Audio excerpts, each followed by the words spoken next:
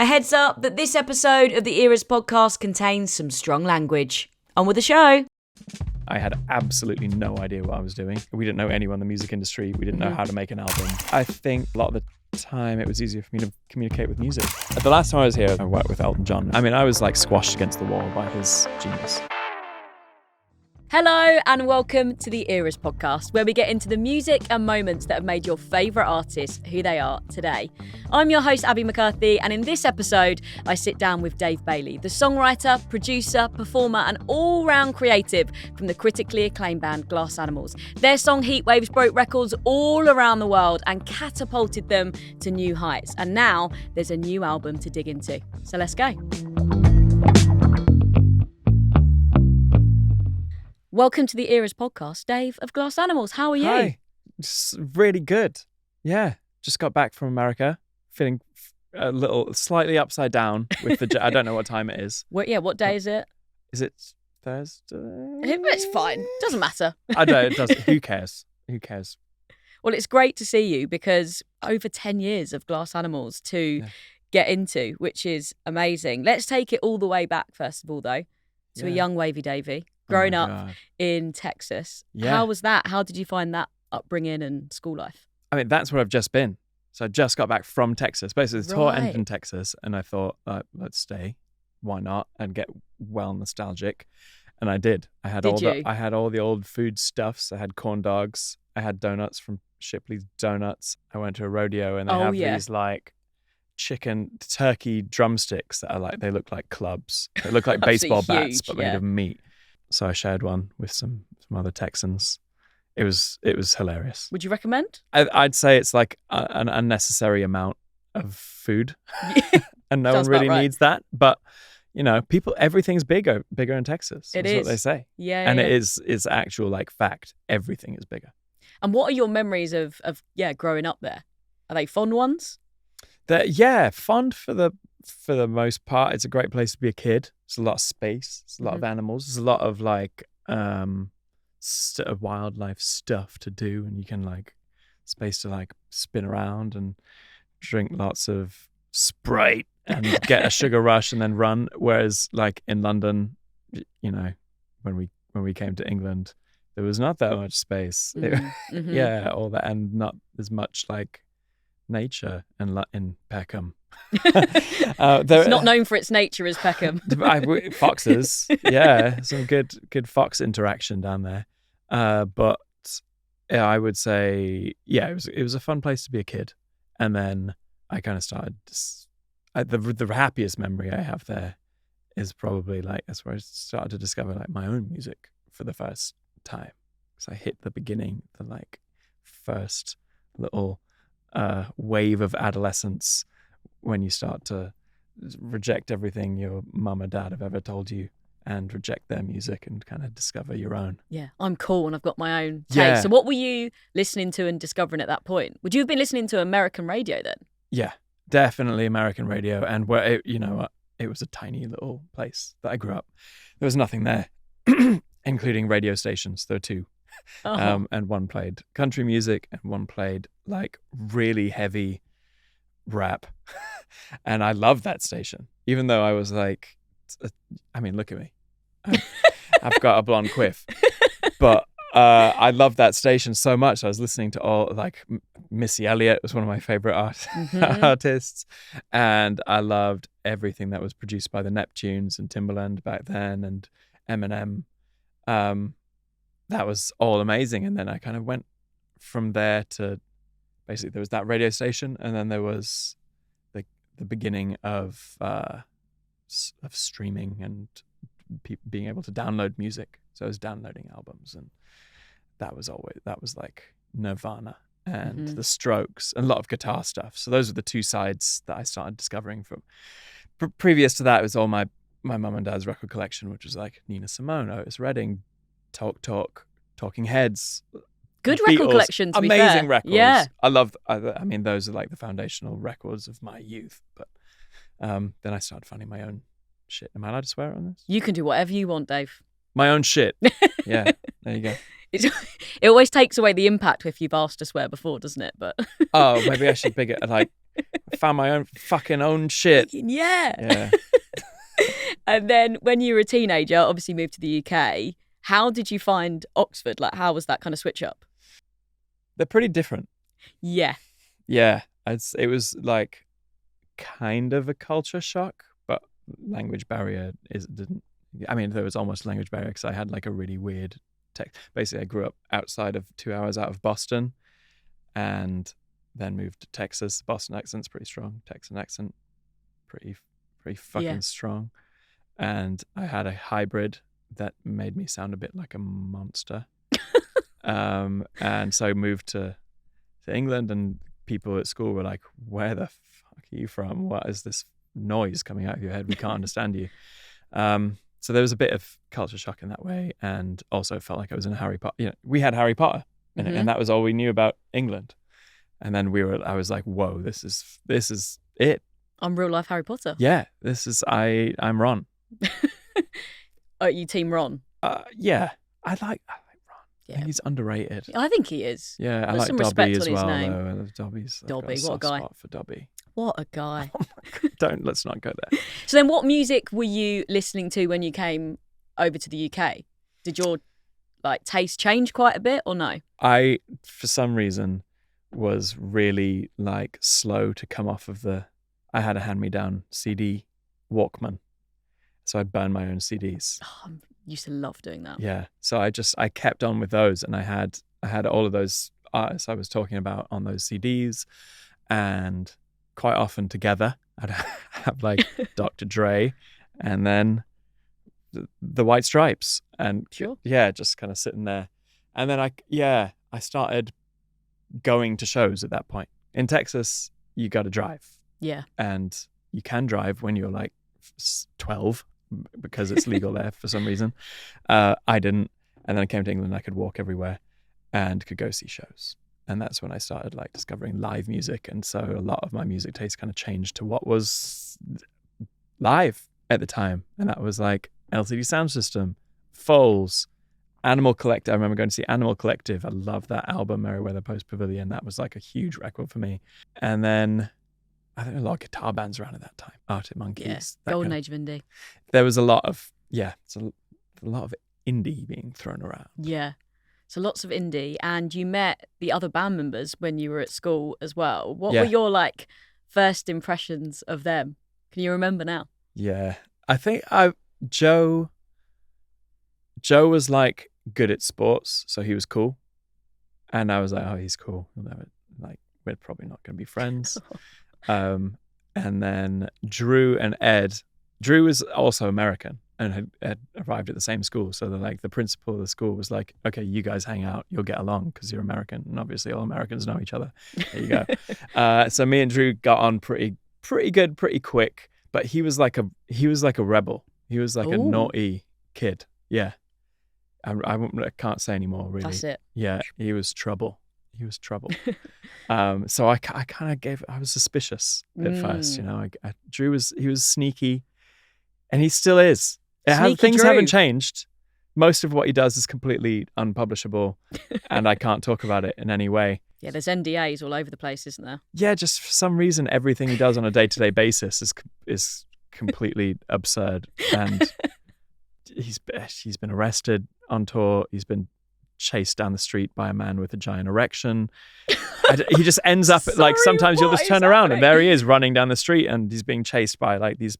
And you're like, of course he is. These men with erections. All right. It's just the kind of thing. That's just two examples. Yeah. Of more recent examples, I'll say. But yeah, you can imagine. You can kind of extrapolate that backwards to school time. Yeah.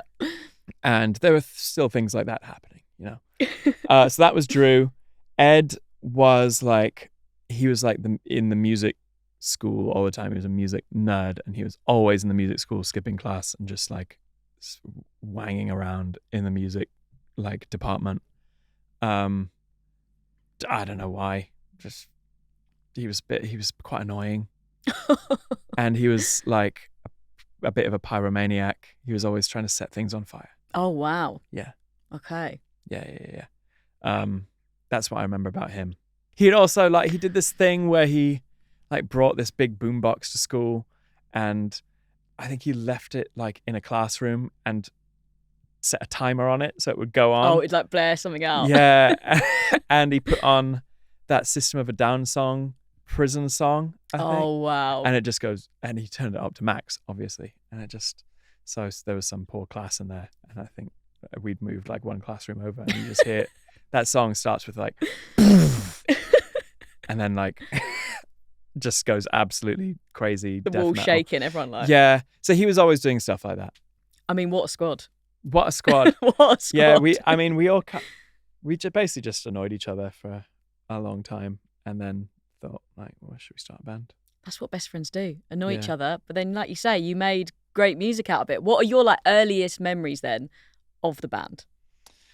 I mean, the first time we ever played together, well, Joe was like super cool, as I said, and then one day he came up at school and he was like, I've got a ticket to Reading Festival. And I was like, I've got a ticket to Reading Festival. And he's like, I don't know anyone else going to Reading Festival. Stuck with I don't you, even really fine. know you, but like, can I go with you?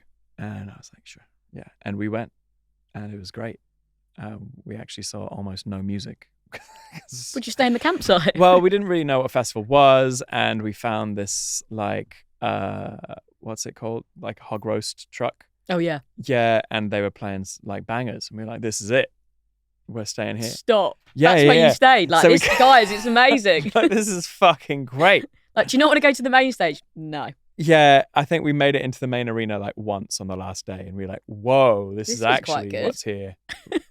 Yeah, we had a great time, and we're friends ever since. But then another one of our friends asked us to play his house party for his 16th birthday, and we did. We played a bunch of covers, Strokes covers, really. Great. And that was the first time we ever played together. We were all 16.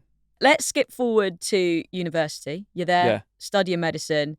You're DJing as well. You're making beats. You've done research. So Yeah. is it like student life by day, fun music times in the evening, or like what was that time like? Yeah, it was exactly that. Music was kind of, by the end of my time there, music was kind of swallowing the rest of my life, and I was not really going to the lessons as much as I should, and I was going to lessons and falling asleep a lot because I was up all night doing the DJ thing, trying to make money, and then we'd rehearse so I had a few housemates. Had a lot of housemates, and we'd just put one of our friends' mattresses up against the door so there was space, and we'd set up in that room. Thanks, Jamie, and Saf and Lizzie and everyone who put up with us for making that noise for so long. And did you enjoy like the art of DJing, or were you doing it to make money? I did enjoy the art. Yeah, I really liked it. I went to I did a lot of clubbing.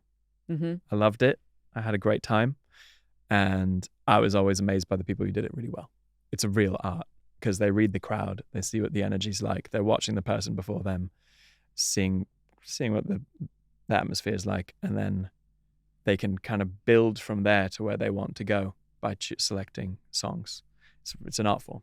And I was lucky enough to see some people who do it really fucking well. And I've carried that through to like our shows still. Mm-hmm. I quite often watch the opening act and will adjust the set list accordingly, see what the atmosphere is like.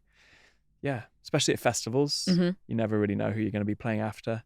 You don't know what we played before Metallica once, and That's interesting. that was the hardest thing to read ever. Yeah. Yeah, it was just a bunch of dudes in black t-shirts, and you know what? It was okay. We just put all the guitar-y stuff in and turned the guitars up. Let's just be loud. And just do it was this. good. It was like, by the end of it, there were like 3 people nodding. A whole 3. Yeah, 3 of like 60,000. The rest were just throwing piss.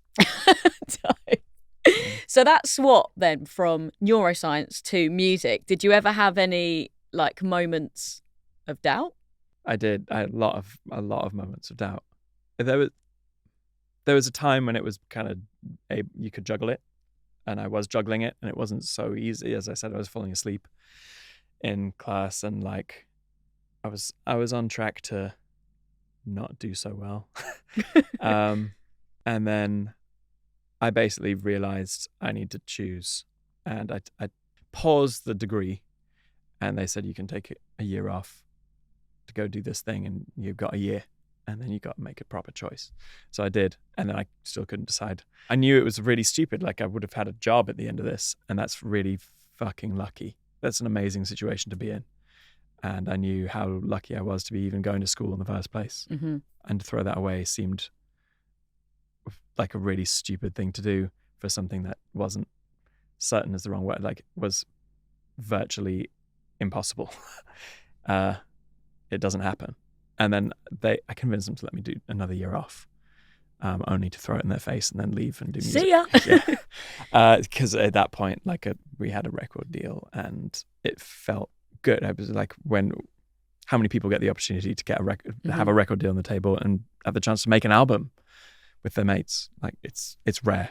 I guess that's when it starts to feel tangible, doesn't it? And we should talk about you signing to Wolf Tone, obviously renowned producer Paul Epworth's label. What was it like getting, some love from somebody like him? Was it a real boost at that moment in your career?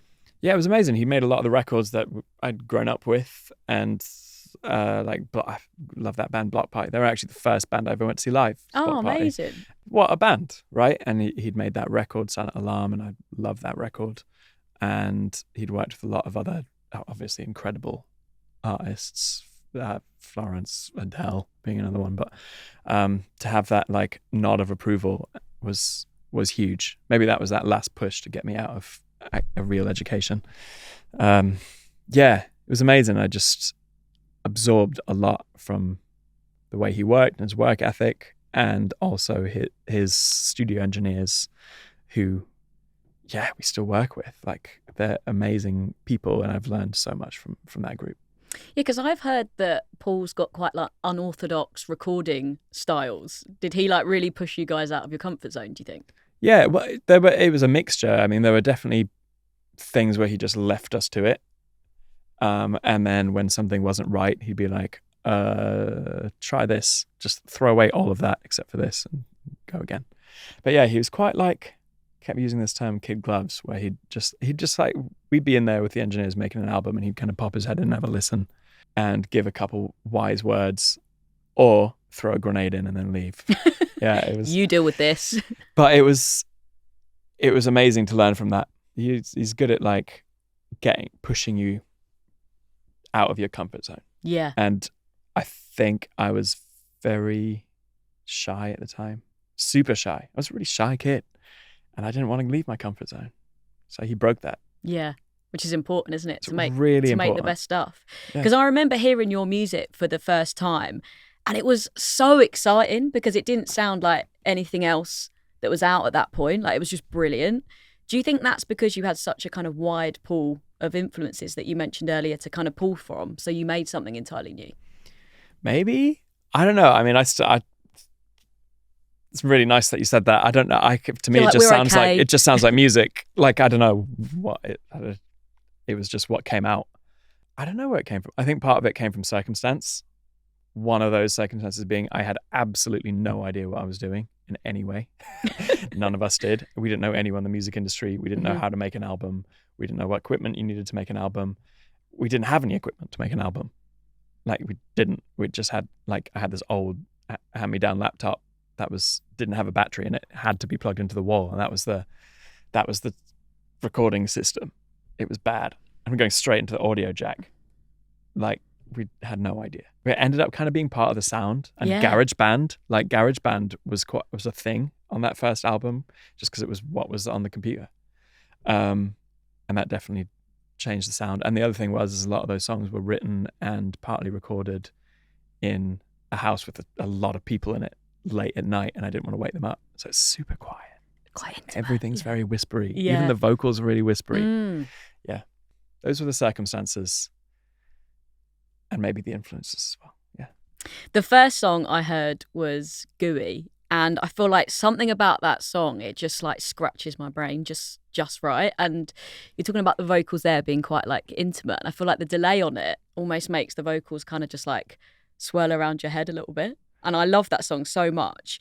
Do you remember that song feeling special the day you made it? I do. I thought I have a little sense when I'm writing something, like you get like sometimes a couple of hairs will stand up on end. That sense goes away really quickly and turns immediately into like doubt and hatred. So you go from like, oh, this is cool, to like, that's the shittest thing ever. I hate it, and I hate myself and everything about music, and like it just inverts really quickly. But you have to remember that first feeling. That's like the ticket.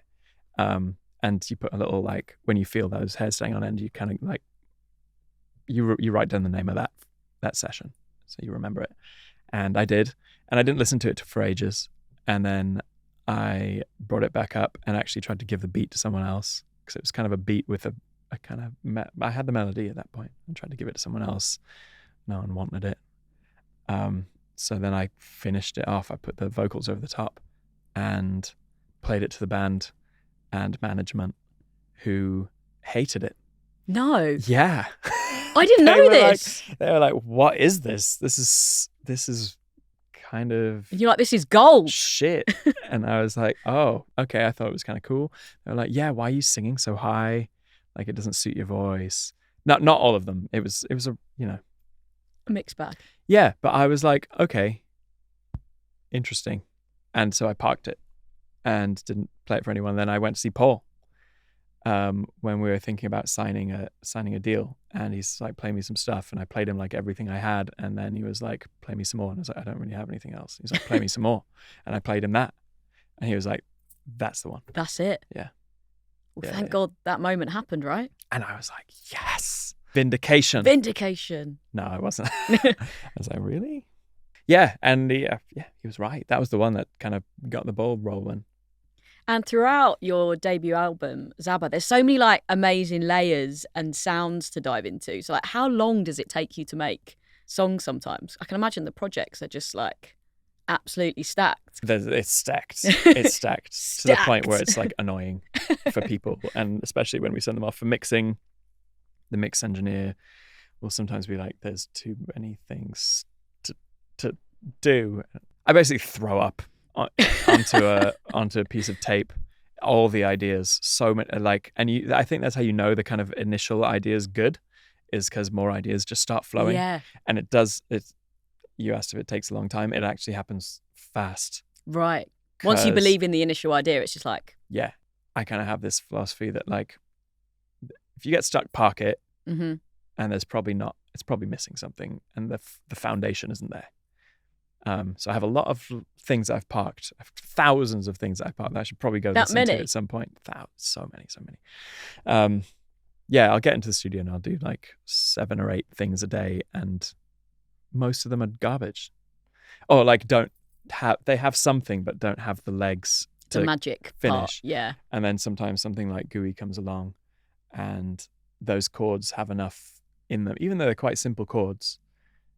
They're interesting enough that I could just write melodies over it for days, and then you can hear the drums, and you can hear the kind of the ear candy over the top, and you can hear the bass line, you can hear the guitar, it just flows into place, and you almost have too many ideas, and then the session is 3,000 tracks long, and then so the original version of Gooey, for instance, I think it's like 12 minutes long, and you have to cut it down, delete whole sections, delete a bunch of ideas, and then you're left with hopefully the best. The juice, the goo. The goo. If you will. The goo. Goo. Oh yeah, that's a great word for it. Yeah. I have been so excited to talk to you because I feel like you're one of those people who's just like born to do music, and you're like our favourite musician's favourite musician. Would you say that music has always been the thing that makes you happy and has helped you process stuff? Yeah. I was a shy kid, I said that. And I think that a lot of the time it was easier for me to communicate with music. And that's how I met the boys. It was like, have you heard this song? Have you heard this song? And that's kind of, you can almost say a lot more by sharing a piece of music than you can speaking to people. So music is the best way to communicate. And I'm not good at, I don't know, I'm not the best at, like, quite awkward. So sometimes it's nice to just share music. My favorite songs made me feel like they almost are a conversation with someone. Absolutely. Even though you don't know that person. You're listening to them talk and hearing, you kind of feel justified. You're almost having your own conversation with the song. and you're thinking about it and relating to it. So yeah, music was huge, and I found a lot of solace and happiness. There's music for every emotion, every way that you're feeling. And is music making the best part of your job, do you think, or is it the touring element? I love both, but music making is really, it's really important to me. It's like my therapy. I think if I didn't have it, I would be really sad. Yeah, it's a great way to think things through for me, and I feel really, really lucky to be able to do it as a profession. Saying that, doing music, doing the thing that is like your therapy as a job is it's very complicated because there's a lot attached. Ends up being a lot of strings attached, including like politics, labels, money, all this stuff. But when you're making the music, you actually just have to shut all that shit out.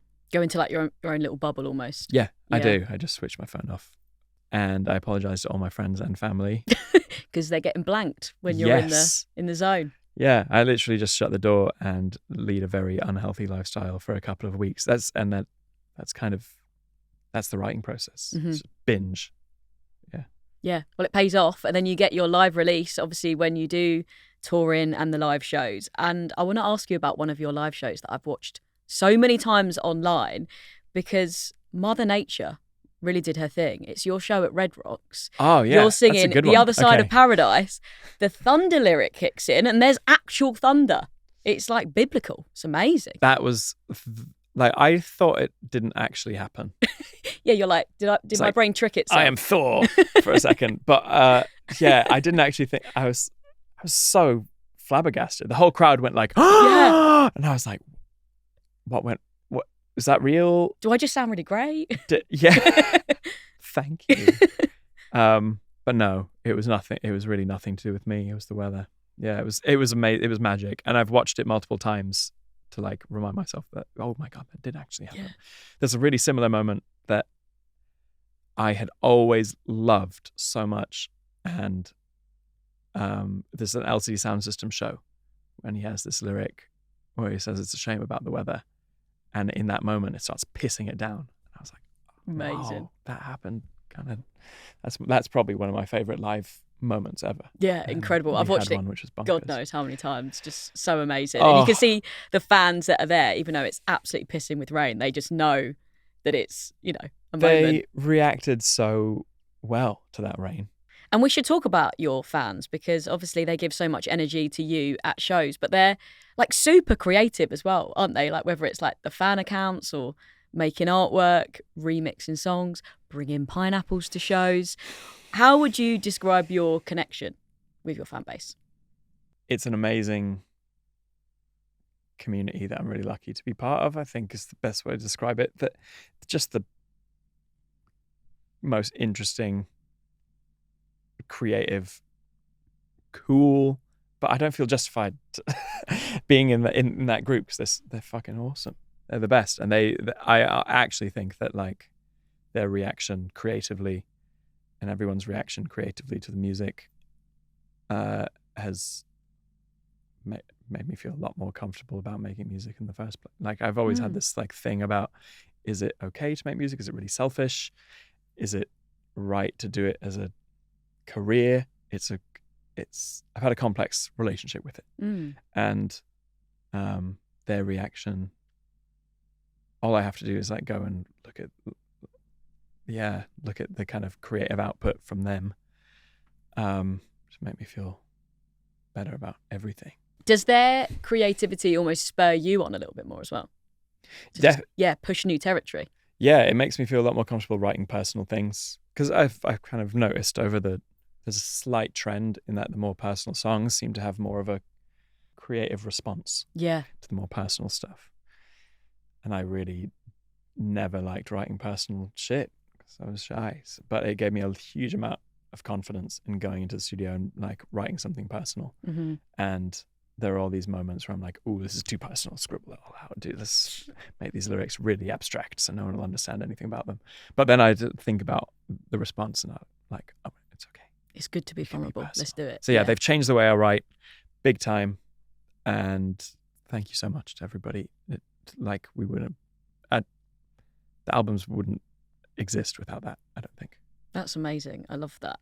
And we have to talk about pineapples. Obviously, that is an essential part of any Glass Animals chat. It would be remiss of me not to mention it. And I want to talk about when you went on Jules Holland and it was Halloween.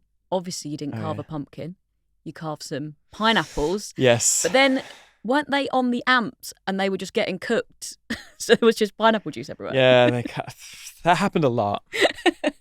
That happened a lot. Pineapples are the most structurally sound fruit or vegetable around. That's why there's a reason people do pumpkins for Halloween.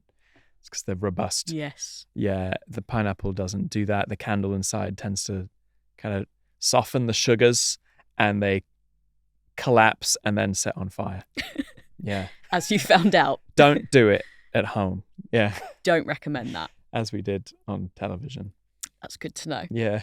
So you're joining us shortly after the release of your new album, which obviously I want to get all the details on for the fans watching. But first, I wanted to get like a little window into your creative brain for a second and get into all the different concepts behind each album and where they come from. Because you've got the jungle theme on the debut, the different characters in How to Be a Human Being, the kind of nostalgia and childhood memories on Dreamland, and the kind of story of space, I suppose, and love on this latest body of work. So do you visually see the new era first and then the songs come, or how does it work? I tend to have there are always like ideas spinning around, song ideas and like little lyrical ideas. I'm always writing those down. And I kind of see a bit of a theme between them, I guess. That's the way it happens. And that theme I'll kind of extract and then develop the theme before I go in and into the studio and like properly write and flesh everything out. So with the first album, for instance, I had started writing a few little bits, had some sounds that I really liked, and had some theme, like lyrical ideas and song ideas that I thought were cool. And was like, oh, how can I frame this in a cohesive way? And the themes are kind of, because we'd never made an album before, it was very much like we were lost. There's this like naivety and exploration and kind of innocence to it. And it's like new territory. So I thought, oh, it might be interesting to frame this in like an exploration of unknown territory. Rainforest jungle kind of thing. And there was this book that I grew up with called The Zabba Jabba Jungle, and it's like a children's book, but it's got these like amazing themes underlying, and that kind of naivety and the jungle thing kind of came together in that storybook, and I thought, let's run with this. That's where that one came from. So that's an example of how it happens. On the latest album, it was more, I was very much post-pandemic trying to find my balance again, and was thinking a lot about if like everything had changed over the pandemic. Everything. Like the previous album had done something we never expected it to do. I was completely like swept off my feet by that, and had just no idea who I was or what I was meant to be, what I was meant to do. And then people saying, do this. And I was like, I was overwhelmed, just like flying through everything.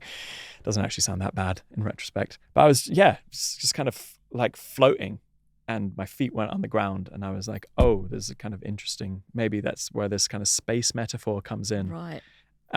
Everything kind of feels like a vacuum, and I'm really detached from everything. And I need to find what's actually like important in life again, and what makes me me. And that's what that album is. It's this kind of like floating through space and reaching out and trying to grab something. And I guess what you end up grabbing is like, kind of grab onto this rock. And that rock is like, it's in a very cheesy, simplistic way, to give it one word, love. And the relationships that you have and the things that you love doing and making. I just needed to make music again and see my friends again, see my family again, because I hadn't done that in so long. I've been isolating. So even on the tour, when we went on the tour for that previous record, we were in a bubble because you couldn't get insurance for your tour. Yeah. It was just in a metal tube for years. Weird time, right? Yeah, it was very weird. And you're seeing all this stuff, like the songs do well on the album, do well around you, and you feel so detached from that. It was really strange. Are you like a classic creative where all your best ideas come in the middle of the night? Yeah, I have a little recording set up next to the bed, basically. And So you literally just turn over, hit record, yeah, get the idea out. Technology has made things a lot easier. Yeah. In that sense, I feel really lucky to have that. You don't have to go like power up the tape machine. Get out the quill. Exactly. Exactly. Fill the quill with ink.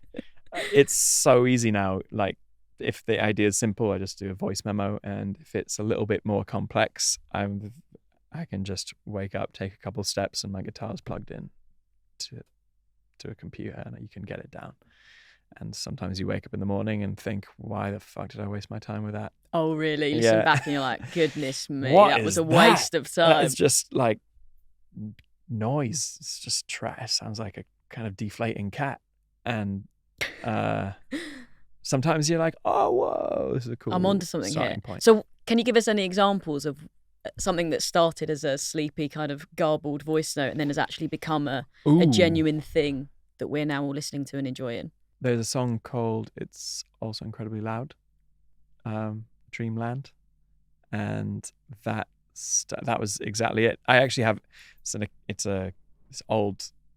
I've had the same guitar for fucking ages, since I was like 13. I bought it at a market for $5. It's cheap. It sounds like crap, but that was like why I got it. I wanted to get a really I didn't have any money, but also I justified that by listening to this interview with Tom Morello, guitar player, Rage Against the Machine, who was like, if it sounds good on that piece of crap, then it's definitely good. It's probably good. Yeah. And he meant that about his really, really heavy ass guitar lines. He was like, if it sounds heavy on an old clunker acoustic guitar, it's going to sound really heavy when I put it through my amp. So he wrote all his riffs on that, and I was like, oh, I'm going to do the same thing. And I have that guitar and I still use it, and I just recorded it into that I recorded into my phone. I just voice memoed it, the chords. So that the chords that you hear in that song actually started off as a guitar. Let's get into it then. You're joining us shortly after the release of your new album, I Love You So Fucking Much. I love the title, and I think it's really clever because depending on the tone of how you say it, it comes across very differently. It can be like really happy, quite sad, quite intimidating, in fact. And I think that encapsulates just how mad love is, right? And all the different sides of it. That was the idea. Exactly. Bang, you nailed it. I can't say any more about it now. That's it. Yeah, you've done it. There you go. Very satisfying to say. The whole album feels very intimate and personal and emotional as well. How was it to write? Was it very cathartic?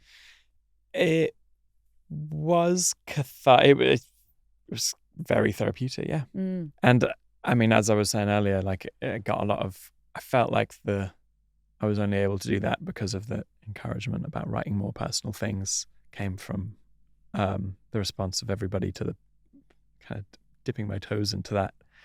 And that positive response kind of just pushed me to do something a bit more personal. And I was really self-conscious about it initially. I didn't want to. Oh, really? Yeah. I've had many freakouts about it being too personal. And did you almost like have a moment where you're like, am I going to actually put this out in the world? Yeah. And there are a lot of lines on there that I still kind of think like, should I have scribbled that one out and changed, made it a bit more vague? But I didn't. Yeah, I tried to leave it as raw as possible. Yeah, and I think that's what makes it so special though. So thank you for doing that. And and for being vulnerable. You obviously wrote and produced this album entirely by yourself, which is something you've kind of done, I guess, throughout your career. But is that just what feels most kind of natural and comfortable to you? Because obviously after the success of the last album, which just skyrocketed, you could have worked with anyone you wanted, really. Yeah, I mean, there are a lot of amazing opportunities, and I took a lot of those opportunities. Like, why wouldn't you? A lot of doors were opened by that record, and I worked with some amazing, like, heroic people who... Drop, go on. No. Don't be shy now, come on. Actually, the last time I was here, I worked with Elton John. It was like game-changing.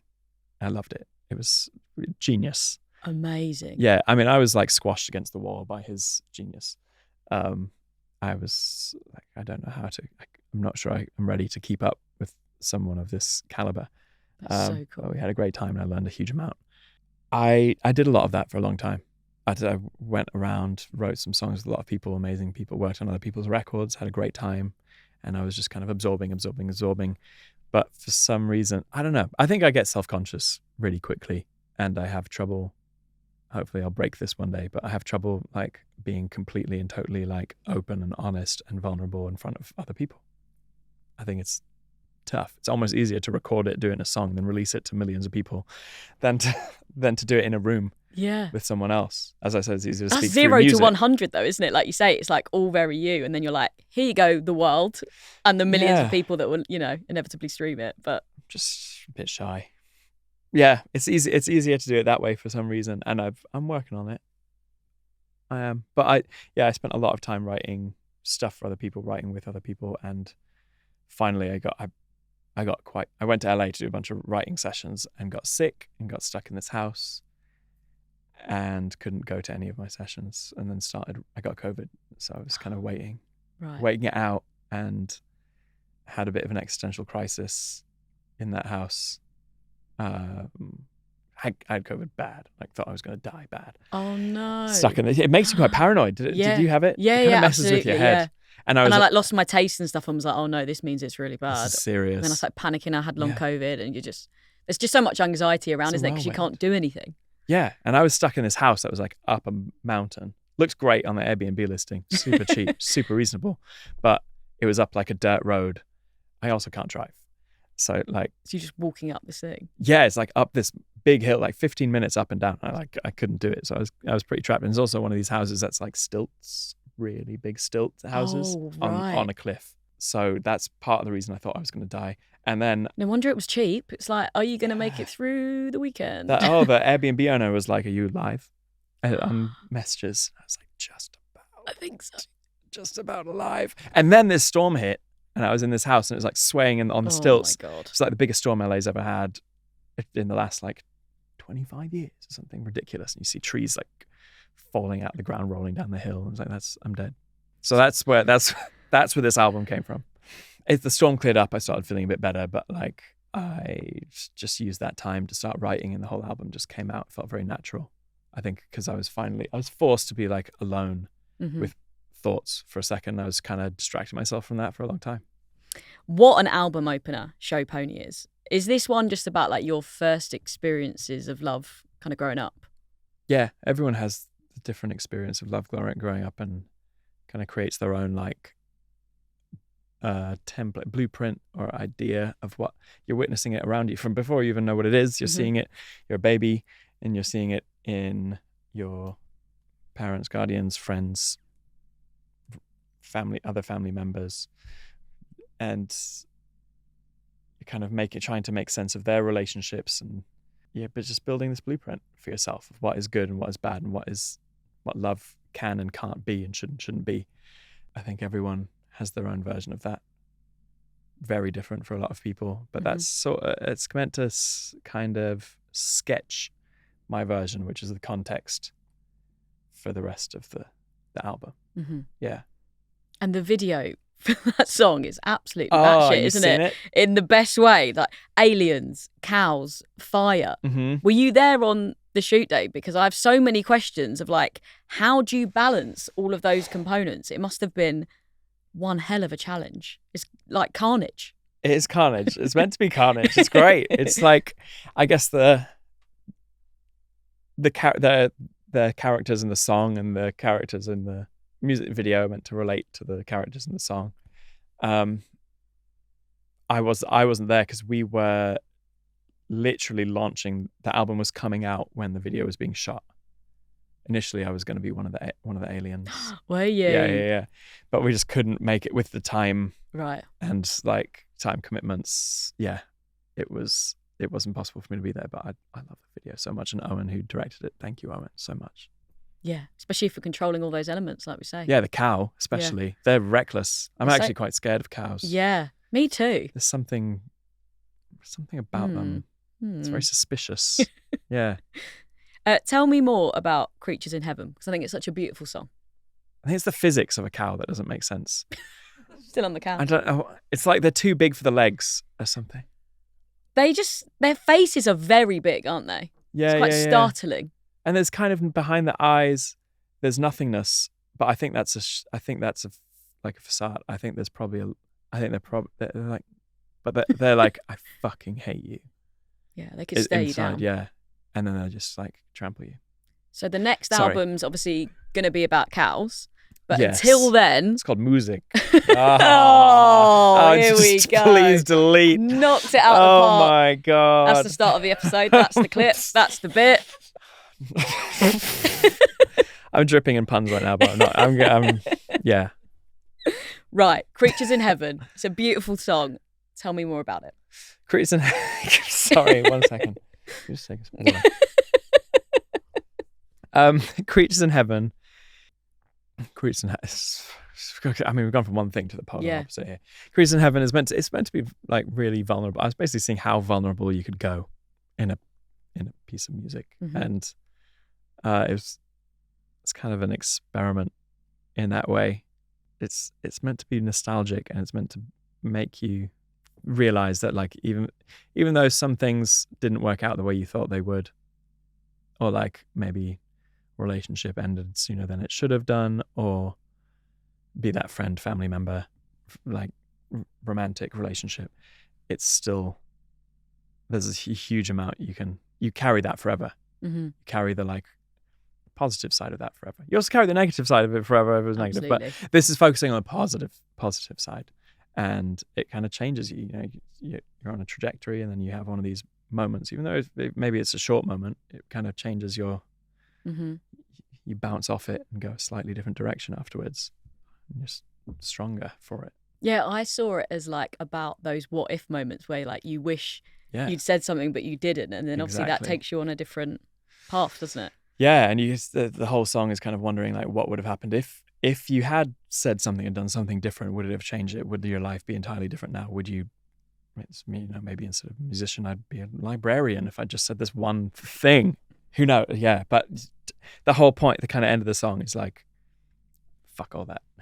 It's happened, and it is what it is. Yeah. It's done, and take the good thing from it and move on. One of my favourite tracks is "I Can't Make You Fall in Love Again." I feel like your lyrics wicked. like really painted a picture, and I know some of these songs are really personal, so obviously feel free to share what you want and don't want to. But how did this one come together? I've had the melody for that one hanging around for a while, just floating around, and I never really knew what to do with it.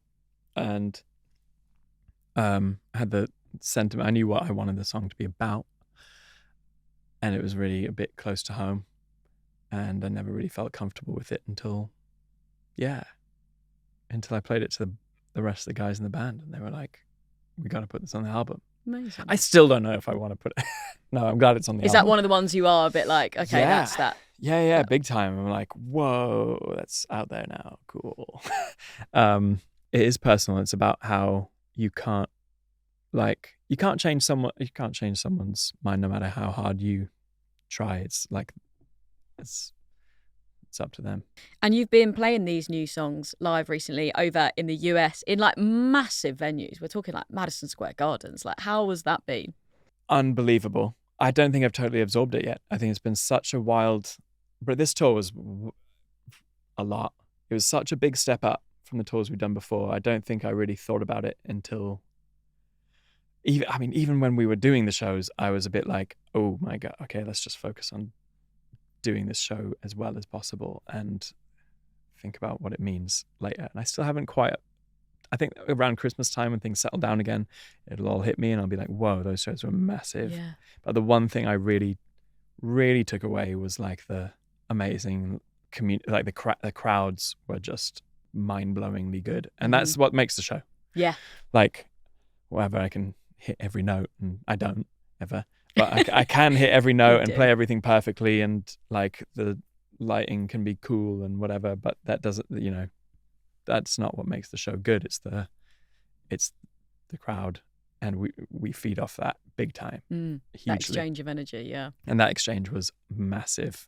It's like to the point where it was overwhelming a lot of the time, and like I got quite emotional after shows. But the crowds were doing things like they were kind of synchronizing outfits, synchronizing dances, and they were doing this amazing thing where they all synchronized lights. Oh, wow. Yeah, they like printed out, and these big venues, these are like 20,000 people coming to these shows. They're all like, they've planned this for 20,000 people, like Incredible. Putting colored lights on phones. So there's like patterns. Love that. It's nuts. It's nuts. And I just I was speechless. Yeah. And they always did it at the moment where I went up on this lift, and I'm totally scared of heights. It's quite a nice distraction, though. So isn't it? it was Just a like loads of great lights. distraction. Yeah. I don't know how they knew. They just take my mind off it and be like, wow, this is beautiful. Oh, well, I'm excited to get involved in that at the O2 show in London. Oh But let's talk about your huge audience in the US and in Australia. Like, how did it feel when your music started to really connect globally? It was, I mean, there have been a couple, it's been this kind of steady trickle, I would say. Like Gooey off the first album was the first thing to really connect. Mm-hmm. The first time we played that song was, I think, Australia. And I think we played it once or twice before in England. And the first shows we did in England were crap. We were crap. We were crap. No one came. It was I remember we went to play in Liverpool and actually no one came. No, stop, really? One person came, our friend. Yeah, thanks, Cherish. And if we got there and our rider was really basic. It was some pita bread and something to put on it, hummus. And they were we didn't get you a rider because you didn't sell any tickets. We were oh man, okay.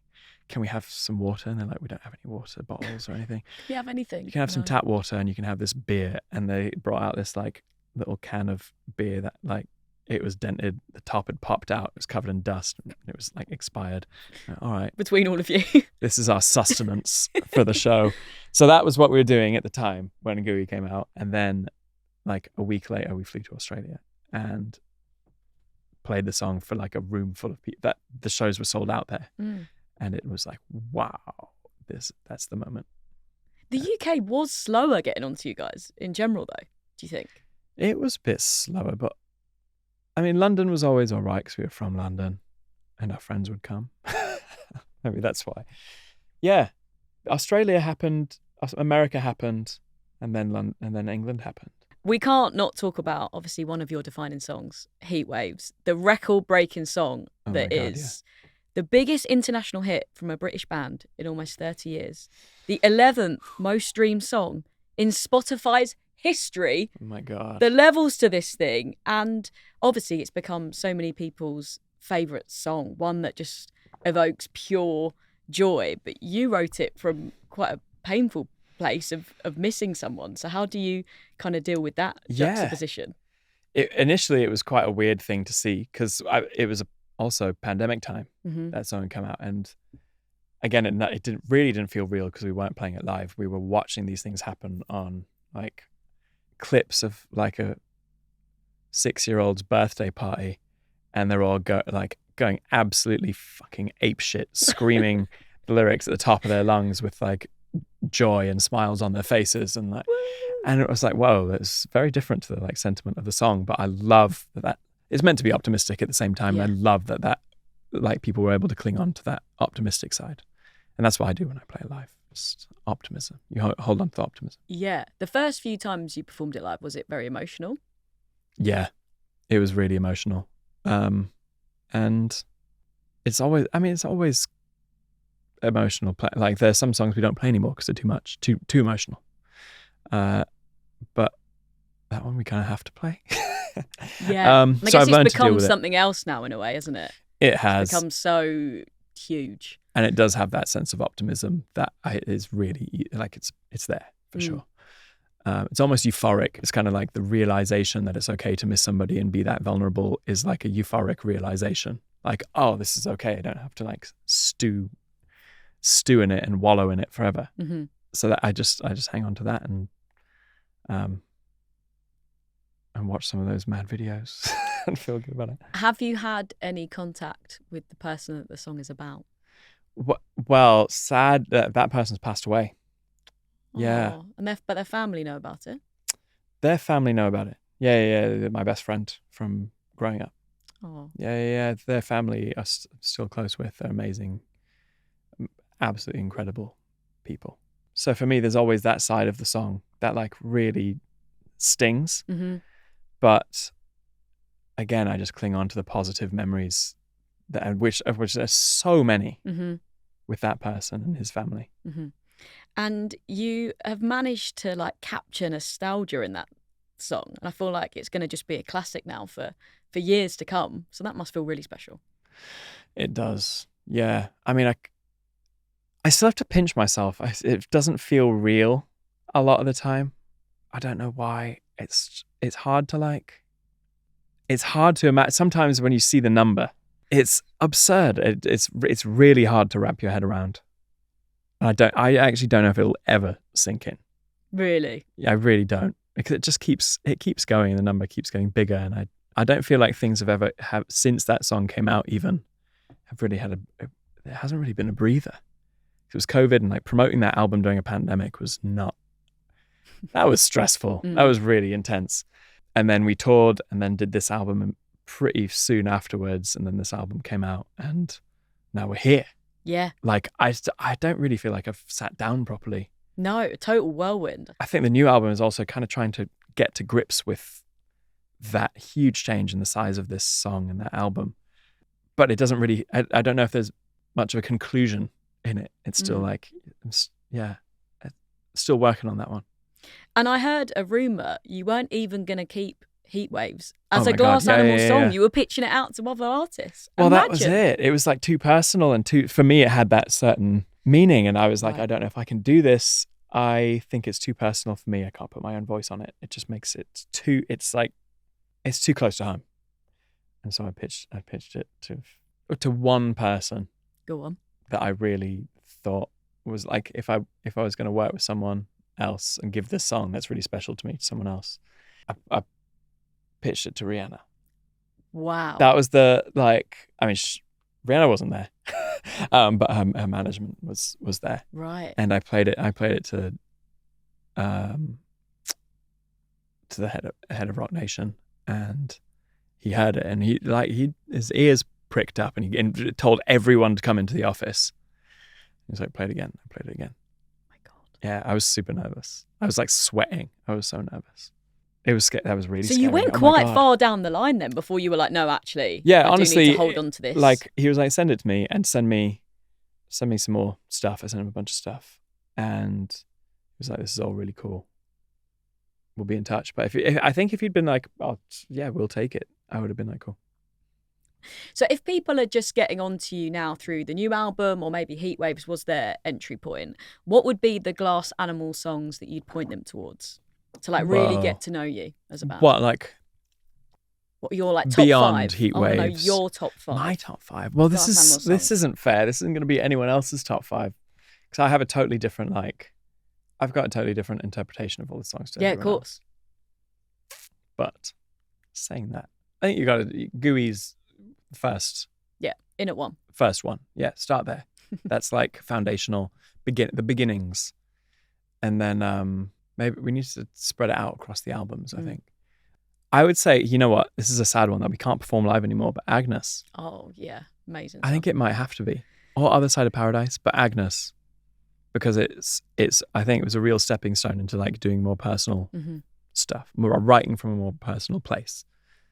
Maybe you could do Other Side of Paradise and Agnes from that album. And then we go to Dreamland. And I would say you've got, oh man. I mean, obviously there's Heatwaves. But we're saying beyond that. So, beyond that. Oh, good. Thank God. Heatwaves is a certified banger. Done. Tokyo Drifting with Denzel Curry, because that was huge for me. I love Denzel Curry, and that was like a big moment for me. I'm a huge fan, and getting to do that collaboration was like, that was such a weird noise. But it was meant to be positive noise. I would say also, I'm already at 4, and then I need to choose one off the new album. Okay, yeah. And I have to probably choose Lost in the Ocean. It's my favourite off the new album. Oh, There's amazing. 5. Yeah, does that sound 5. right? That's it. Locking it in. I'll take it. Yeah. Yeah. But I'm the worst person to say those 5. Like, I will say now, I see those songs probably differently to every other person. So to wrap up, I want to get your favourite moments as Glass Animals as well. Obviously, chart success, amazing shows, festival moments, Brit nominations, a Grammy nomination. But what are the moments that matter to you the most? I mean, we've known each other for so long, me and the guys in the band. And then we have really amazing moments together still. And I think a lot of those happen in the studio, yes, but on stage as well. And that's where, I think on stage is where we really get to have those moments with a load of other people and have there's this like, I don't know, this is going to sound really like maybe woo-woo, but like there's this like synchronicity that happens, and everyone's like, when there's a big group of people who are all on the same, like, it's almost like your brains kind of synchronize or something, and you get this like shared consciousness thing, and it's really infectious.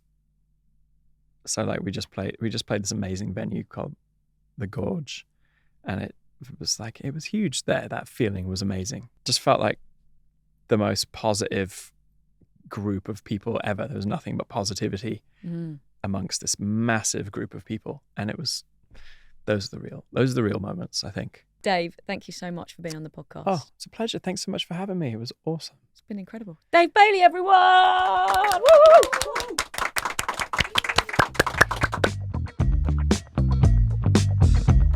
Isn't he a lovely guy? Such a pleasure to speak to the genius that is Dave Bayley from Glass Animals.